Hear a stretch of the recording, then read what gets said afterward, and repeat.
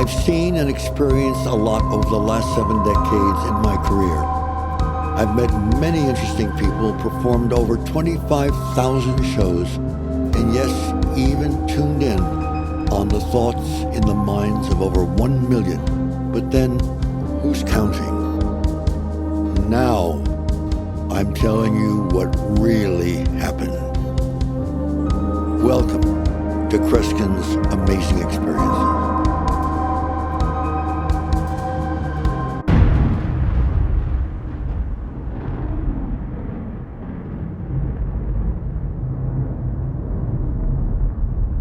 This is Kreskin, and I'm sharing with you another amazing experience from my career. You know what's been associated with me all over the world, because I'm the only person doing this regularly, is my check test. And if that suddenly causes a bell to ring in your mind, you're thinking, what in the world does Kreskin mean about his check test? It has become the feature even in performances where I've been at some universities 8 years in a row, because the audience each time becomes more diabolical in their plan. You see, I gather from the audience a half a dozen people. 4 or 5 of them are on a committee that are going to concoct a challenge to my abilities. 1 or 2 of the others escorts me from the theater. If there's a law enforcement person available, security guard, they come as well. The reason we're leaving is so that I cannot be aware of what's taking place inside the theater. Now, it could be outdoors where there are 10,000 people in a stadium. What has been decided as the best solution is to have a trailer off the side of the stage, which the police and the other security people can escort me into.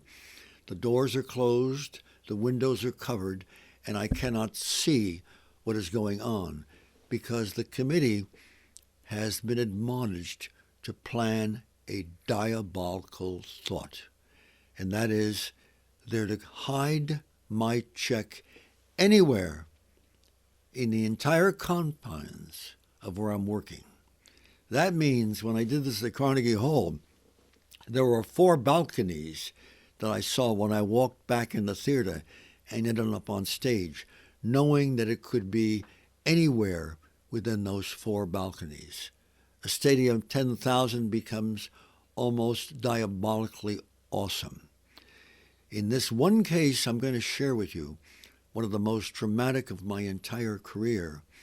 It was in a gymnasium, because I've done in the United States over 5,000 university shows, and in the rest of the world, a little over 5,000. And this particular day, there were about 3,000 people that were going to be in the audience, except they had no theater to confine them, so they picked a gymnasium.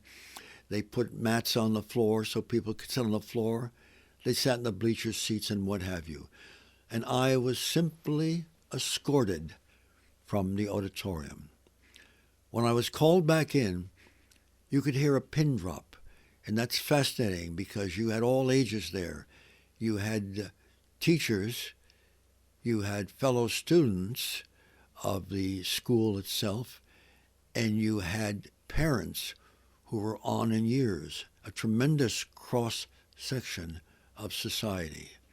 I asked no questions at all, except, have you, my committee, hidden the check?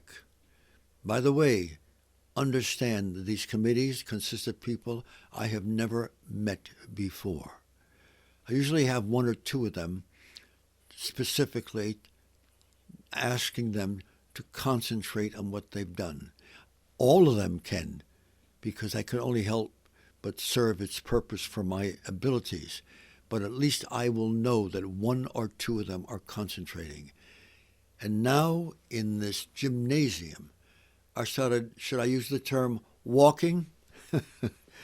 That is a questionable description, because since people were sitting on the various bleachers of a sports event auditorium or sitting on the floor where they had mats, I had to be careful that I wasn't tripping over people.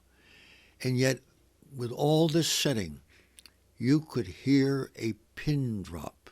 Some 3,000 people, no remarks, nothing said. You could hear a pin drop. And as I walked clumsily through, because I was afraid of stepping on another person, I stepped on their knees, on their foot, what have you, I found that my mind was divided. I wasn't clearly, completely thinking of the check because I was concerned about where I was walking, and I was concerned about injuring someone. So it became an even greater challenge. But somewhere along the line, I stopped. And it was a very eerie feeling because something was telling me to turn around. For all I knew, it was one of the committee members who were concentrating, not talking to me, not speaking to anybody, but it seemed like something was telling me to turn around. When I turned around, I saw a sea of rose because it was part of the bleachers in the gymnasium, and I'm looking at the second row where this elderly, distinguished-looking gentleman was sitting. I thought maybe he could be a teacher, and yes, more likely that he's a parent. I asked him to stand, and I hemmed and I hawed, and I know the audience must have thought, what the hell's the matter with him? Why isn't he continuing? And the reason I was hemming and hawing is I finally said to the gentleman, I said, sir, I've never asked anybody of this in my life. Would you open your mouth? Well, that was as devastating as anything that I could have experienced because there was no check. I put my hand on his shoulder and said, sir, I apologize. I hope I haven't embarrassed you. And I started walking, struggling back to the stage, very much disgusted with myself. What the hell made me go in the wrong direction, come to the wrong place? And that kept perplexing me. What in God's name caused me to err in that way? I took one other person on the committee and I said, you know, you must concentrate in detail. If I have to reach or use my hand or I have to bend over, or if I'm going the wrong way and I have to turn, you have to think this. You're not talking to me. You're not speaking to anybody. But somehow you're conversing with me and my thought patterns. I walked through the audience, more cautious than before, and suddenly, and I kid you not, I froze. I thought, what the hell is going on? Something's wrong. Something's wrong? As I started to pay attention to where I was, I realized this is where I stopped before. I had this urge to turn around. And I'm looking at the same gentleman I looked at 10 minutes before. I asked him to stand. I said, sir, if I embarrass you, just quietly sit down, and every one of you here in this gymnasium hear this. If I ask him to sit down, I've decided I failed, I forfeit my fee, and I go on with my show. I looked at him and said, you know, when I asked you before, I've never asked anybody to do this. In all my career of performing, would you again open your mouth? I looked and I felt absolutely disgusted with myself. No check to see, nothing. And then something out of the blue entered my mind. I said, sir, can I ask you this? And if you answer no, just sit down, and all of you here in this auditorium, I will have lost my fee. Sir, does this have to do with the roof of your mouth? It's one time when it saddened me that a television camera was not there. He reached in his mouth, took out his upper plates, and there was the check.